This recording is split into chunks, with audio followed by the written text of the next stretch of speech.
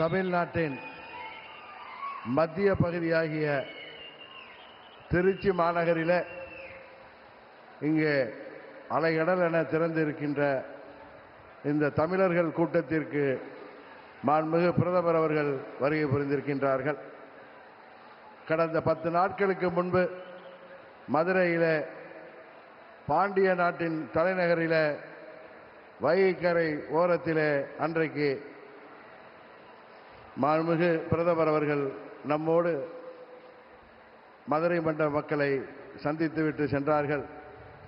இன்றைக்கு சோழ வளநாட்டை வாழ்கின்ற தமிழ் கூறும் நன்மக்களை சந்திப்பதற்கு இங்கே திருச்சி மாநகரிலே வருகை புரிந்திருக்கின்றார்கள்.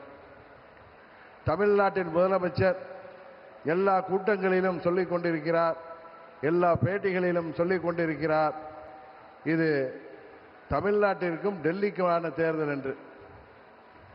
அவருக்கு இந்த நேரத்திலே ஒரு விளக்கத்தை சொல்லிக்கொள்ள நாங்கள் விரும்பப்படுகின்றோம்.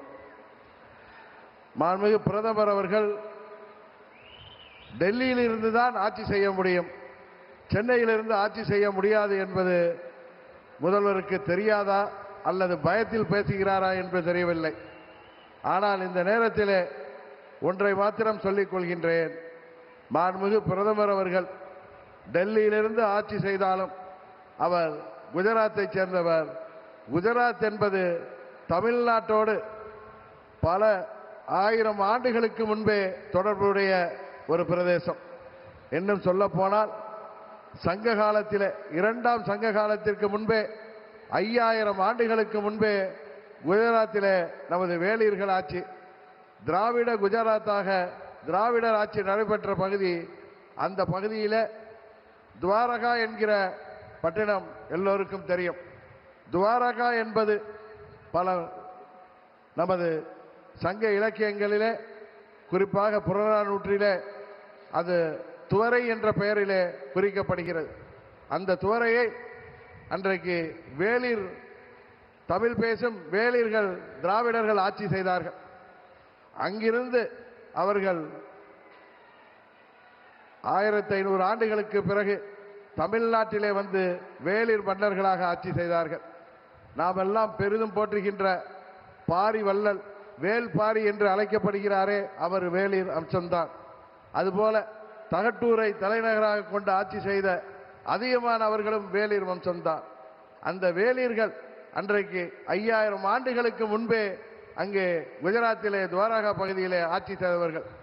அந்த பகுதியிலிருந்து நமது பாரத பிரதமர் அவர்கள் இன்றைக்கு தமிழ்நாட்டிற்கு வந்திருக்கிறார்.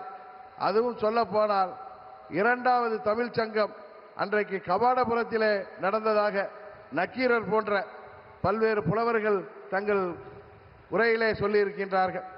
பல்வேறு புத்தகங்களிலே, பல்வேறு காப்பியங்களிலே அது குறிப்பிடப்பட்டிருக்கின்றது. அந்த கபாடபுரத்திலே துவரை கோமானாக அன்றைக்கு அதில் தலைமை தாங்கிய மாண்புமிகு மோடி அவர்கள் இன்றைக்கு தமிழ்நாட்டிலே இன்றைக்கு நடைபெற்றுக் கொண்டிருக்கின்ற இந்த மக்கள் விரோத திமுக ஆட்சியை வீழ்த்துவதற்கு இங்கே துவரை கோமானாக நம்மிடம் வந்திருக்கின்றார். அதனால்தான் சொல்கிறேன், தமிழ்நாட்டிற்கும் மாண்புமிகு பிரதமர் அவர்களுக்கும் உள்ள தொடர்பு பல ஆயிரம் ஆண்டுகளுக்கு முன்பான தொடர்பு. அதனால்தான் அன்றைக்கு தமிழ் சங்கத்தை தொடங்கி வைத்தவர் காசியிலே தமிழ் சங்கமத்தை தொடங்கி வைத்தார்கள். இன்றைக்கு தமிழ்நாட்டிலே தமிழர்களின் சங்கமத்திலே நம்மோடு கலந்து கொண்டிருக்கிறார்கள்.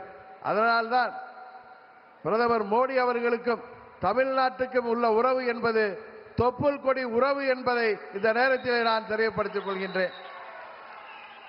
இன்றைக்கு அவருக்கு துணையாக, மாண்புமிகு பிரதமர் அவர்களுக்கு துணையாக தமிழ்நாட்டிலே நமது தேசிய ஜனநாயக கூட்டணியின் தலைமையேற்றிருக்கின்ற பச்சை தமிழர் அருமை அண்ணன் EPS அவர்களும்,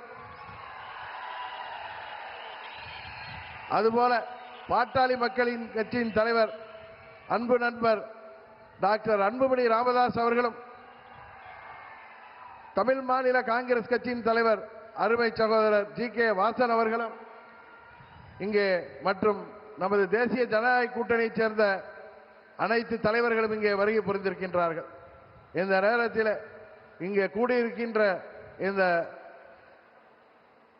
தேசிய ஜனநாயக கூட்டணியைச் சேர்ந்த நிர்வாகிகளும் தொண்டர்களும் திருச்சி மாநகரிலே இங்கே அம்மா அவர்களின் சொந்த பூமியான ஸ்ரீரங்கம் அமைந்திருக்கின்ற இந்த பகுதியிலே நாம் எடுத்துக்கொள்ள வேண்டிய சபதம், தமிழ்நாட்டிலே இருக்கின்ற இந்த மக்கள் விரோத, மக்களை ஏமாற்றுகின்ற இந்த தீய சக்தி, இந்த ஊழலாட்சி திமுக ஆட்சியை முடிவுக்கு கொண்டு வந்து மீண்டும் அம்மா அவர்களின் ஆட்சியை மீண்டும் தமிழ்நாட்டிலே தேசிய ஜனநாயக கூட்டணியின் ஆட்சியாக உருவாக்க நாம் அனைவரும் உழைத்திட வேண்டும் என்று பணிவன்போடு கேட்டு விடைபெறுகிறேன். நன்றி, வணக்கம்.